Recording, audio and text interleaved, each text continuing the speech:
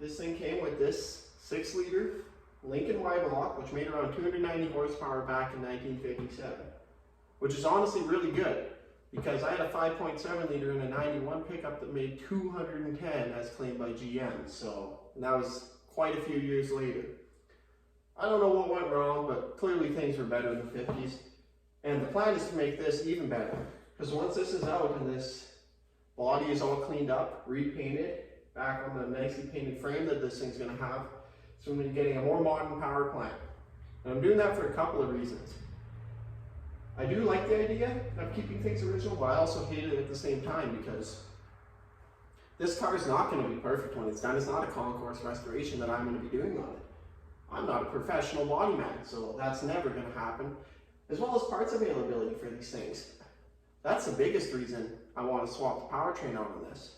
This thing came with a 3-speed push-button transmission, and I haven't looked into this one much, but my brother has a 1962 AMC Rambler also with a 3-speed push-button, and it is impossible down near to find parts for that transmission, so I would assume this one's not going to be much better. As for the Y-block here itself, parts are available to a degree, but if I need to change something on the side of the road, I may not be able to get that part at every local parts store, and I want to be able to road trip this car anywhere, not have to worry about it breaking down, and if it does break down, I don't want to have to worry about being able to fix it as simply as possible on the side of the road. That being said, the plan for this is most likely going to be the GMLS platform, and I'm thinking about backing it with the standard transmission. I'm undecided on that yet. That's more of one of those things as we go along. Nothing crazy for power yet, but that can always change. Anyways, hope you enjoyed the video. Remember to like, comment, and subscribe. Starting here by disconnecting the transmission dipstick to drain the fluid out. While it's draining, I'm going to start doing disconnects on the engine. Most of the engine was already disconnected by the previous owner. A lot of the bolts were loose, missing, or non-existent, so there really wasn't a lot for me to do.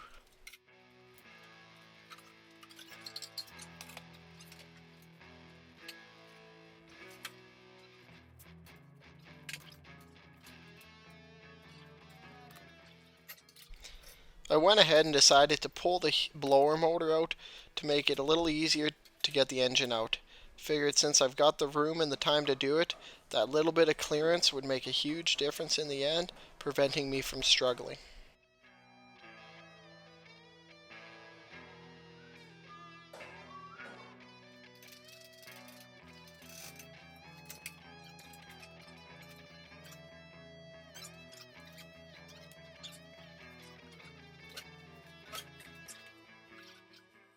After the transmission had finished draining, I emptied it into a bucket, removed the dipstick the rest of the way, and plugged the transmission pan with a rag to prevent further messes.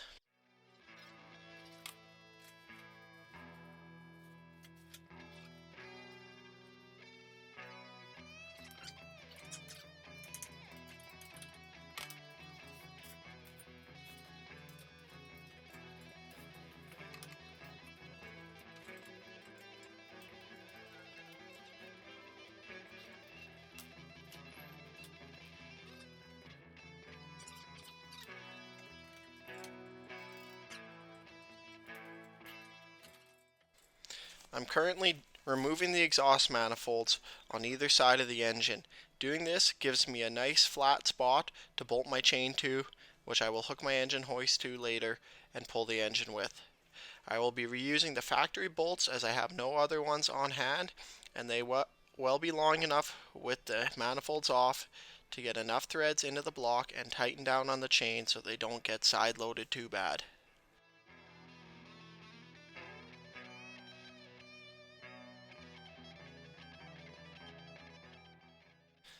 I'm now hooking the engine hoist up before removing any of the mounts or the transmission to let it take some of the weight to prevent anything from dropping while I do this. After I've removed the transmission mounting bolts, I found that it was going to be harder to pull the engine with the transmission than to pull them separately.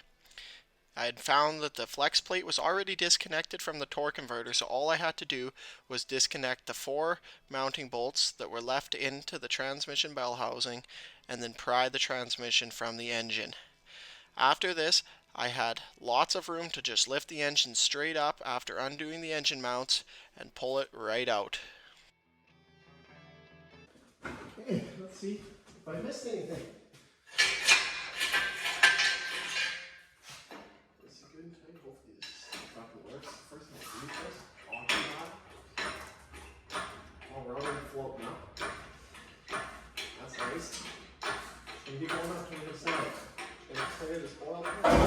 Oh, sorry. That's the transmission off there. Oh, no fucking way. There's no way it'll go that easy. Sliding up the oil filter. Maybe not.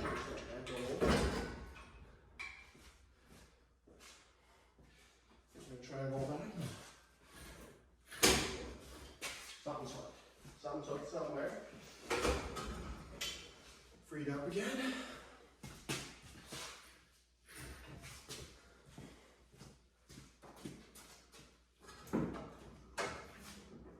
I think we're free. Just go back a little bit.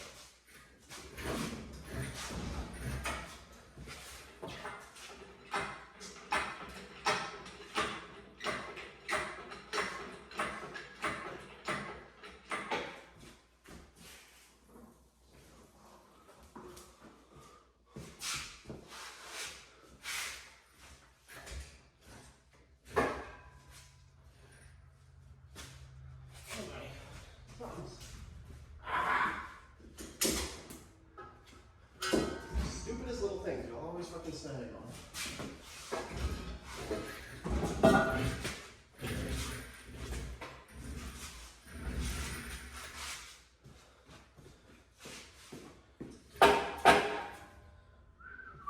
This thing doesn't maneuver very well.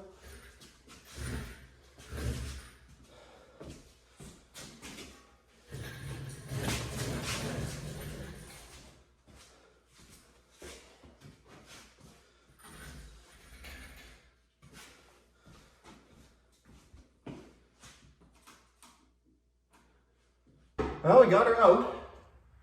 Probably one of the easiest I've ever done. Exhaust was already cut off for me. No bolts or seized or tight. Even the transmission was disconnected from the engine flex plate already, which was pretty sweet. Found out what my clunking noise was. Engine sounds much better now that it's disconnected from the transmission, and the flex plate and the torque converter aren't clunking together like they were earlier. Not sure if I showed that noise in a previous video, but it was just basically a clank clank when you would move it. Clank, clank. Now it doesn't do that. This engine may be in better shape than I thought. Wasn't running, but anyways, thanks for watching. Stay tuned for the next video as I progress on this project. And remember to like, comment, and subscribe.